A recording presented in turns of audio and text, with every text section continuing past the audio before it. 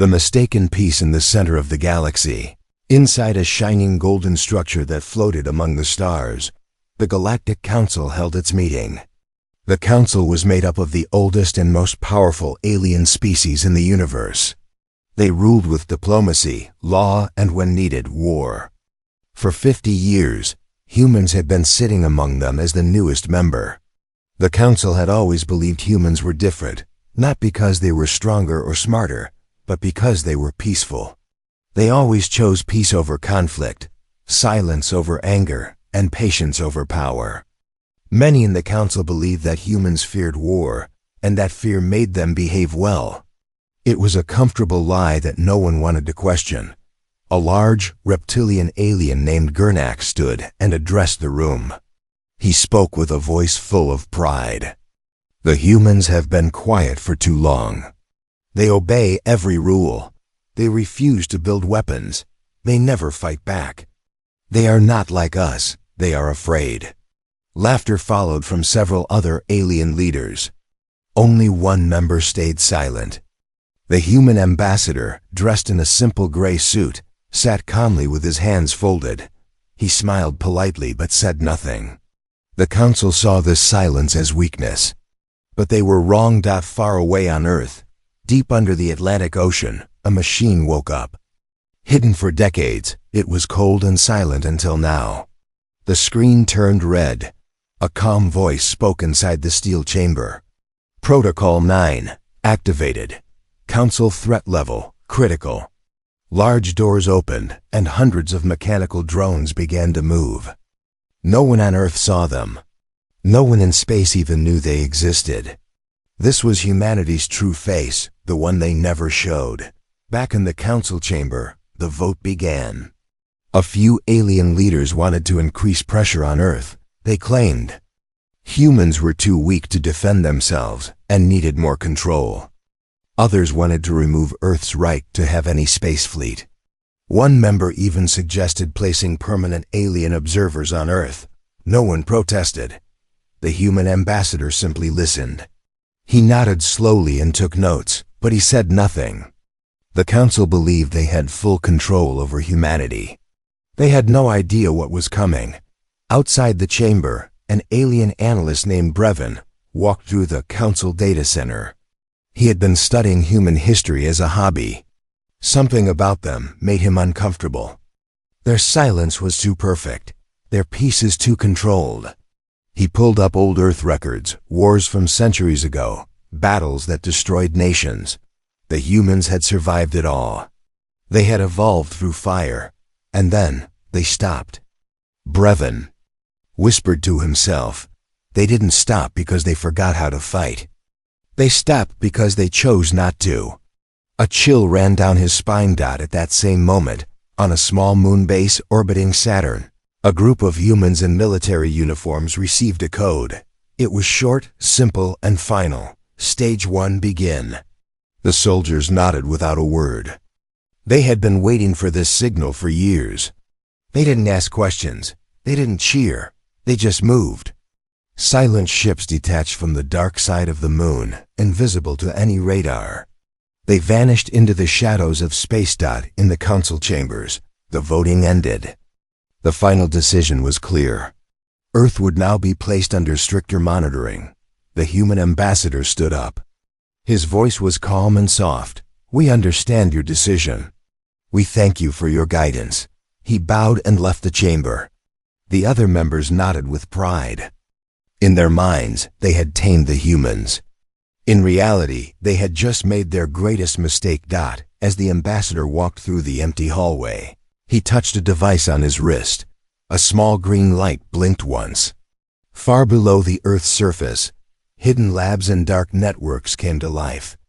Artificial intelligences that had been sleeping began calculating. Satellites changed direction. Old codes activated. The humans had not been sleeping. They had been planning. In a secret chamber beneath Antarctica, a group of scientists stood before a massive map of the galaxy. Red marks appeared on council-controlled planets. One of them looked up and said, "It begins now." Across Earth's hidden bunkers, the same message echoed, "We were never afraid." We were only waiting. At that same time, Brevin, the alien analyst, tried to warn the council. He ran into the chamber holding his tablet. "They are not what you think," he shouted. But no one listened. They laughed at him. "Paranoia," said one. "Too much time on human history," said another. But deep down, Brevin's fear only grew stronger. Because the more he studied humans, the more he realized something terrifying. They were not peaceful creatures. They were survivors. And survivors do not forget how to fight. The council's decision was final. Earth was to be watched more closely. But the humans had already moved far beyond anyone's watch. The sleeping strategy. Years ago, when humanity first made contact with the Galactic Council, there was excitement, hope, and fear all at once.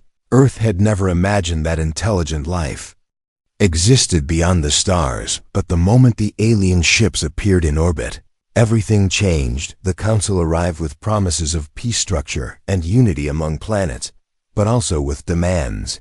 Humans were told to disarm their military fleets, abandon space weapons, and follow the peaceful laws of the Council. In return, Earth was given a seat at the table and protection from galactic threats. Most humans accepted this deal gladly. They believed peace was better than destruction and war, but not everyone agreed. Behind closed doors, far from the eyes of the Council, a different kind of leadership took control deep inside Earth's highest level of security. A hidden organization was formed called the Silent Corps. Its mission was not war, but survival. Its purpose was not destruction, but defense in secret. They built ships not for battle, but for silence. They created cloaking technology years ahead of anything in the galaxy. They studied alien languages, political systems, and war strategies. But all of this remained hidden. Not a single sign was allowed to slip into space. Not a single alien was allowed to suspect what was being prepared. The Council believed the humans were being obedient, weak, and cooperative. They thought Earth had accepted its position as a minor species. But this belief came from their own misunderstanding. The Council had never faced a species like humanity before, a species that had evolved through pain, through war, through history written in blood. Humans did not crave war, but they understood it. They feared it, but they mastered it. They didn't forget. They simply buried it beneath smiles and silence. A small moon station orbiting Mars, a young human officer named Alara watched the stars. Her eyes calm but focused. Behind her, a quiet room full of screens tracked Council movements across dozens of systems. Alara had been trained since childhood, not in how to fight, but in how to think like those who might attack. She understood patience, understood delay. She understood the art of appearing weak until the moment came to strike with strength. One night a transmission arrived. It was heavily encrypted and required 3 different officers to confirm it was genuine. When the final seal was unlocked, only one line appeared on the screen. Stage 1. Confirmed. No reaction was shown. No alarms, no lights, only silence. Ilara stood and whispered to her second officer, "Alert the Black Fleet, the time has come." The Black Fleet had no official name in the Council records. It had no registration, no flag, no trace of existence.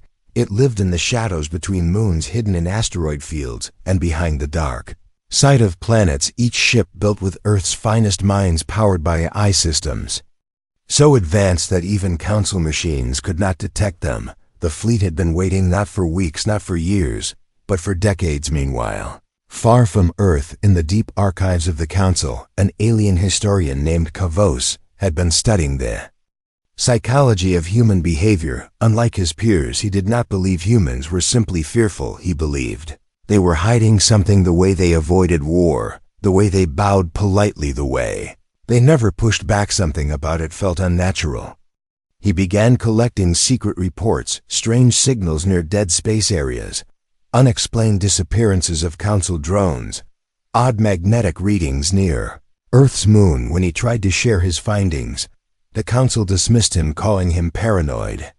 But Kavos knew better. He had read their history. He had seen what humans were capable of when pushed at the same time. On a distant mining colony, controlled by a minor Council species, a strange event occurred. The colony sent a distress signal saying Unidentified ships had passed through nearby space when Council defense drones arrived. There was nothing, no heat, no engine trails, no life signs, but surveillance footage from the mining base showed brief shadows, massive ships moving through the darkness, silent and fast before vanishing again. The Council marked it as a sensor error. But one technician knew better. He had served in the human sector once, and he had never forgotten. The eyes of a soldier who did not speak but only watched. The sleeping strategy was working while the Council debated over rules and regulations. The humans moved quietly through the cracks, building knowledge, gathering intelligence, preparing for what they always knew would come. They had no desire to strike first, but they knew that peace was always temporary, and trust could only last as long as no one tried to break it in.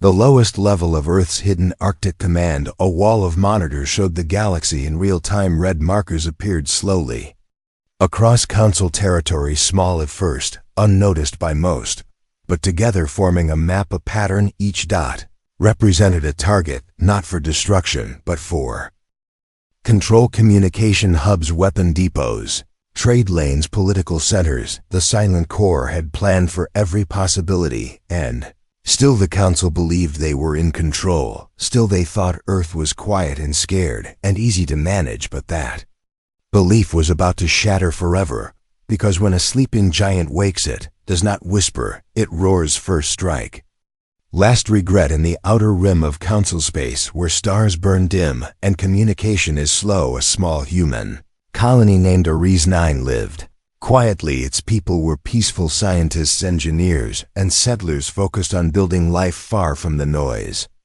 of politics. They lived under the protection of the Galactic Council and had never experienced war, not even once. But above them, in deep orbit, an unknown fleet moved into position. It did not belong to the Council. It did not send a message. It came with silence and fire. The attackers were from the Karnak's dominion, a warlike species that had long despised humans. They believed the Council had made a mistake by accepting Earth into its ranks. They saw human patience as cowardice and their silence as weakness, and now they wanted to send a message, not to Earth, but to the Council, a message written in destruction. Their fleet launched an unprovoked strike on Ares 9 without warning or mercy. Within minutes, the skies turned red. The colony shields failed and buildings began to fall. No human ships responded. No defense systems came online. It looked like the perfect attack, a soft target, completely unprepared. Council was informed within hours, and the chamber filled with panic and confusion. Some members called for immediate punishment against the Karnaks. Others asked why Earth had not defended itself. The human ambassador sat silently once again, his expression calm, unreadable. He listened to the shouting voices and waited, and when they turned to him for answers, he stood slowly and said only one thing: we will respond when it is time. In space above the burning ruins of Ares 9, the Karnak's commander watched the flames from his warship. He laughed as he ordered the last strike, thinking the humans would never dare to fight back to him. They were nothing but fragile creatures pretending to be part of a powerful galaxy. He turned to his crew and said, let this be the day they learn their place. But as he spoke, a new light appeared outside the window, not from the colony, not from the sun, but from space itself. A beam of energy brighter than any weapon they had seen tore through the black sky and ripped through his ship. Before he could even finish his sentence, explosion was so sudden that the rest of the Karnak's fleet didn't even have time to react. They began to scatter, panicked and confused, but it was too late. One by one, the ships vanished, taken down by invisible forces, ships they could not see, weapons they could not detect. Their communication was jammed, their escape routes blocked. They were being hunted by something they didn't understand. In the Council chamber, an emergency message appeared on every screen. It was a live transmission from a human ship, but the ship had no name, no visible design. It was black and silent, floating behind a field of cloaking energy. The voice that spoke was cold, calm, and in perfect Galactic standard. This is Earth Strategic Command Colony, Ares 9. Was under our protection. Your inaction has been noted. Retaliation has been completed. Threat removed. Transmission ended. The chamber went silent, even the loudest Council members could not find the words. They had seen a fleet destroyed in seconds by forces they could not trace. Some refused to believe it was Earth. Others whispered that it had to be ancient technology recovered from somewhere long forgotten, but those who had studied humans knew the truth. They had built it all themselves. Meanwhile, in a command room deep under Earth's crust, the operators of the Silent Corps watched the results of the strike. There was no celebration, no applause, just quiet nods and updated mission logs. They had not struck first. They had waited. They had observed. And when the enemy showed its true face, they responded with precision, not anger. This was not war. This was control. Far away, the few surviving ships of the Karnak's dominion drifted without power. Their systems fried, their captains silent. Many of them were captured by human stealth drones and taken to dark stations where they would be questioned and studied, not for revenge, but for understanding. Because humanity had no interest in destruction, only in making sure it never happened again. The message to the galaxy was clear. Earth was not weak. Earth was not afraid. Earth was watching, always watching, and when the time came, they would not raise their voice. They would not send threats. They would simply end the danger before it could grow. And for the first time, the Galactic Council began to understand they had not tamed humanity. They had simply underestimated it, and that was their greatest mistake. Ghost ships of Earth. The galaxy had begun to whisper, not with words, but with fear. Stories spread between trade ships and council stations of ships that appeared from nowhere, destroyed entire fleets and vanished again without leaving a single trace. They were never on scanners, never on radar. They had no heat, no trails, no names. Some called them phantoms, others called them shadows, but the truth was far more terrifying. They were human on a desert world in the Zarnath cluster. A council outpost received a strange signal. It was not a message. It was not a distress call. It was silence. A sharp, perfect silence that cut through all channels, and then everything around the base shut down. Power, lights, communication, even gravity. For a moment, the world felt like it stopped, and then it came back just as fast, but the sky was different.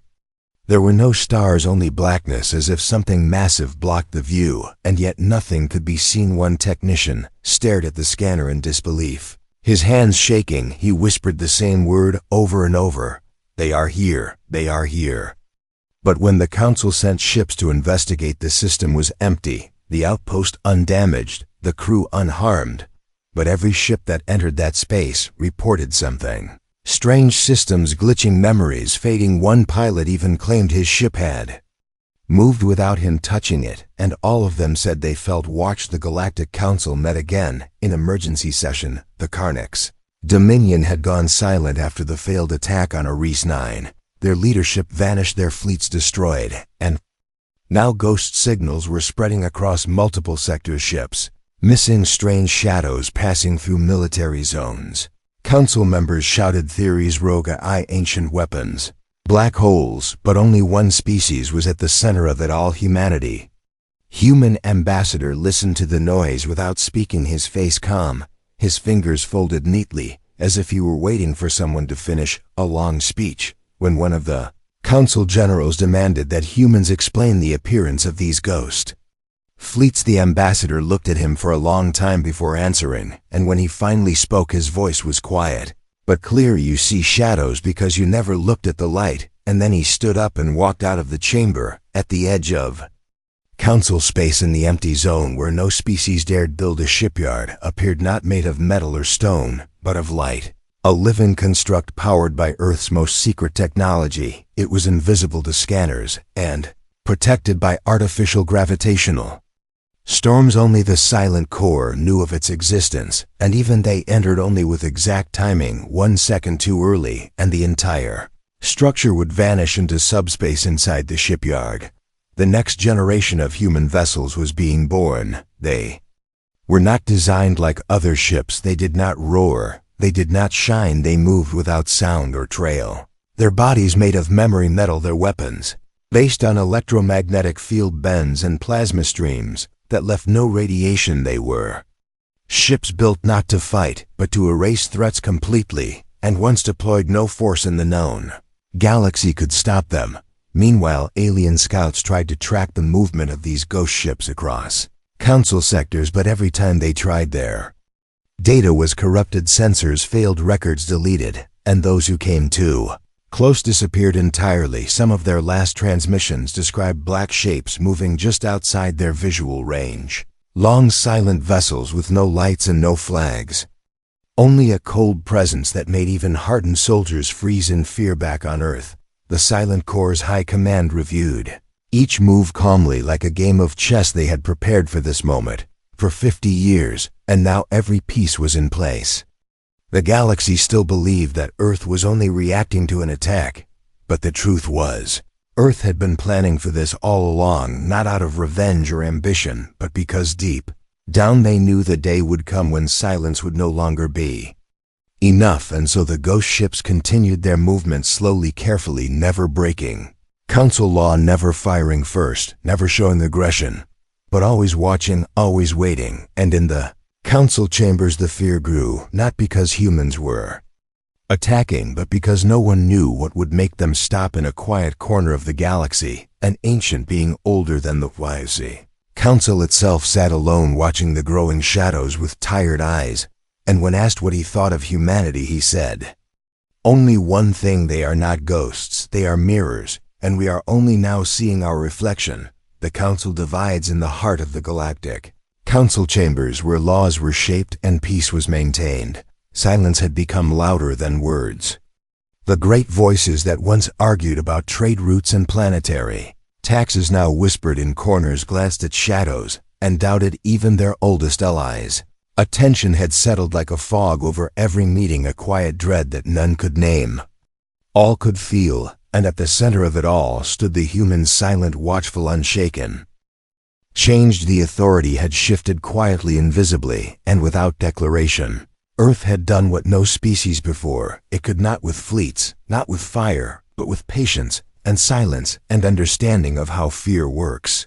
Not by force, but by presence. Across Council-controlled systems, change began to ripple slowly at first, and then all at once old alliances broke apart, not in violence, but in hesitation. Trade routes altered, not because of threats, but because of silent warnings. Meetings that used to happen every week were now postponed, canceled, rescheduled, because no one wanted to be in the wrong place when the unknown finally revealed itself. And in the center of this quiet storm, Earth did nothing, and that nothing was louder than any attack on the surface of Earth. Life continued without fanfare.